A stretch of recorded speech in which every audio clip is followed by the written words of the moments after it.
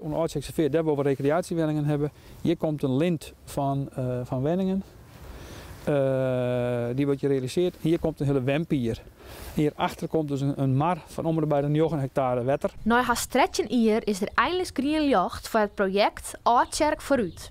De gemeente Tjitjerkstradeel is akkoord gegaan met de bouw van 23 wenhuizen, zo'n vakantiewenten en een recreatiemar krek buiten het dorp. Ter grote vreugde van de projectgroep. Ik ben heel blij dat het zo hier is.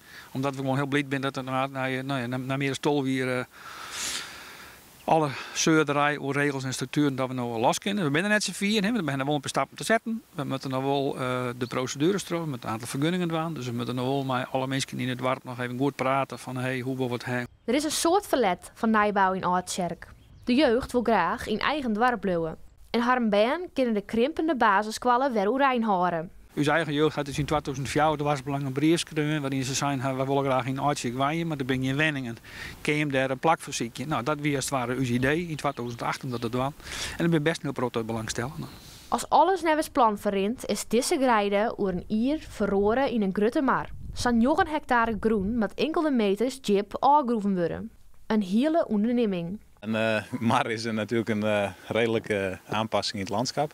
Het wordt een recreatiemar onder de Oudsekse Veer. Zodat ik meestal onder het wetter waaien kan, onder de Elfstedenroute.